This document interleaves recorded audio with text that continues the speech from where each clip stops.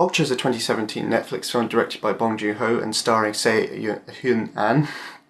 I was so close that time. Ladies and gentlemen, put your hands together for the one, the only. This is dedicated to the one I love. This is dedicated.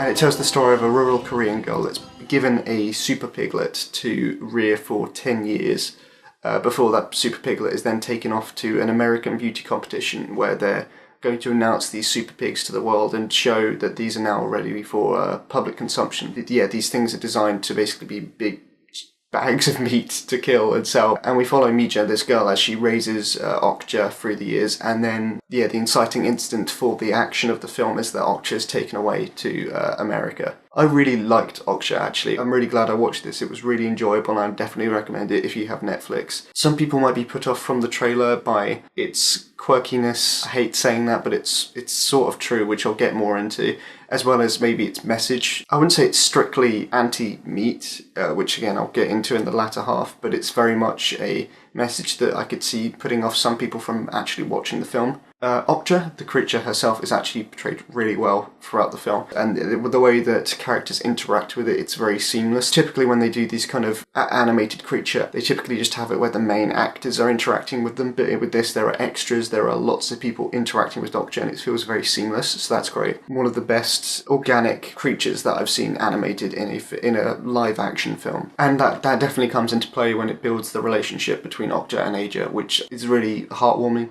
And it works really well. Not just to, give the sweeter moments of the film, but also it really makes you invested in everything that's to come with the film. I suppose somewhat included in the Okja realisation is the action scenes. I don't know, I really don't have that much to add to the action scenes beside the fact that they're just fun caper scenes, really. I mean, there's a dark undertone to the film that gets darker as it goes on, but it's definitely, there is a sense of adventure with the action scenes. I think the film did very well from jumping from the sadder, more poignant moments to this is now a fun action scene, or this is a funny moment.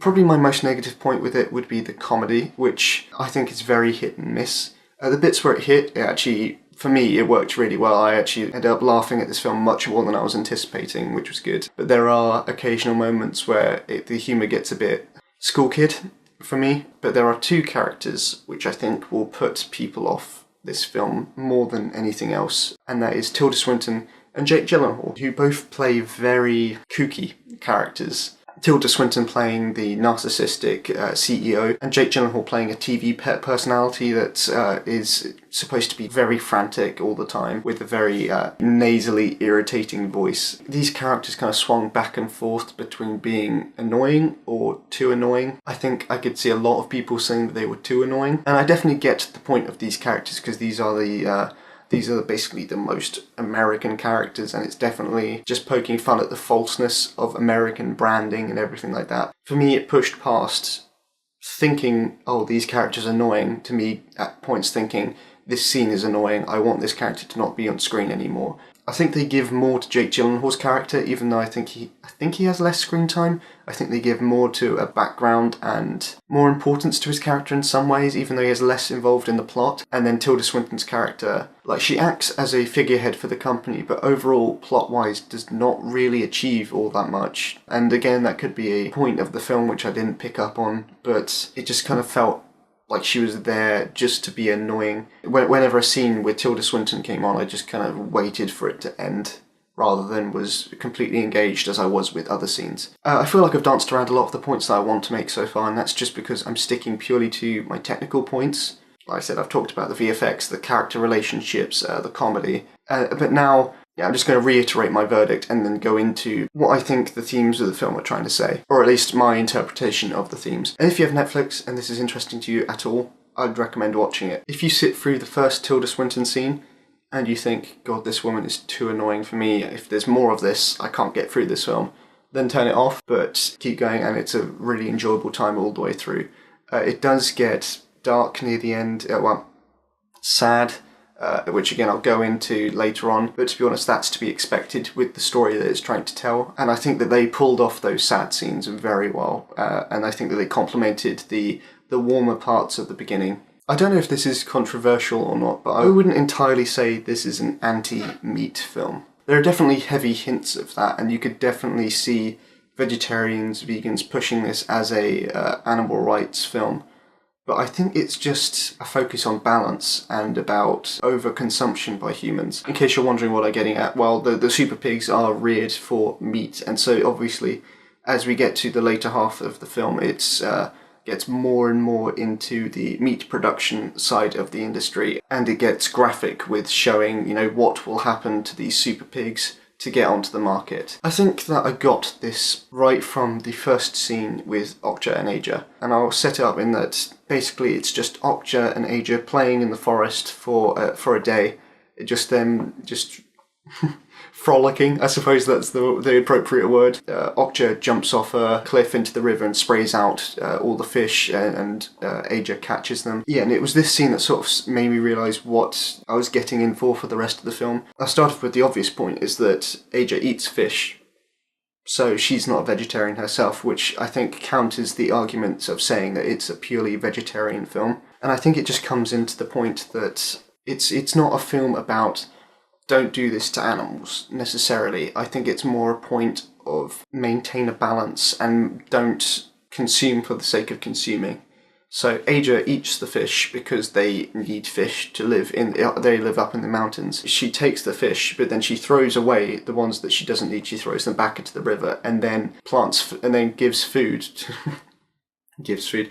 And then Okja poops in the river to give the fish food to grow more, and so it is a continuation of life, and it's a cycle of life rather than just killing animals is wrong. It's more you can take as long as you give back, which is what they're pointing at. The meat industry is the real problem of where it's just taking and taking and taking and giving nothing back except for more animals stuffed into pens. And I think this balance works both ways in the film, because when they eventually, this is shown in the trailer, when she meets up with the Animal Liberation Front, one character is nearly fainting and is very pale because of his diet, and they say he's trying to leave as little of a footprint as possible on the earth. Obviously, it's a stupid line. It's a comedic line just to show these people are so extreme, they're starving themselves to death just to stick to their morals. But again, it's pointed at he's sickly. Like, that's the wrong way to go about things. It's not having a crack at vegans or anything like that, because it's like he refuses to eat tomatoes because they give acids to the earth or whatever,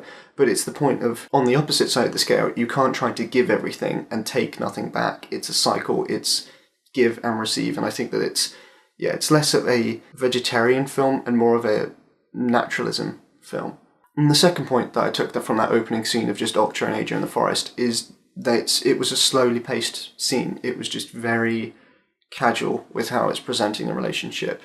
And I think that just set me up for knowing that it was going to be a smart film about this topic, as opposed to just a blanket statement of this is how you should feel, this is what you should be doing. I think it just gets into something that a lot of animal rights films just don't get. And it's very blunt towards the end, definitely, and it's very just in your face. But some people might not expect it to be as obvious with it. But Tilda Swinton at the end it's just in the middle of a conversation. Like, it's not a strict statement, like it's not the big quote of the film, but she just says, people don't care about the pigs. If it's cheap, they'll eat it. And that's genuinely just the point of this film, is that people don't care. And from what I got from that slow building of a relationship is that it's deliberately trying to show you can watch this girl and a pig, fall in love, basically, have a brilliant relationship, her spend the entire film trying to save her, and then at the end of the day, the same people that watch that film and go, oh, it's awful, oh, it's terrible, will still come back and they won't change anything about their lives, and people won't change. Ultimately, I think it's just a message of, this is a very awful thing, but people don't care. And I think that it shows it well in this film because it makes you care about the characters.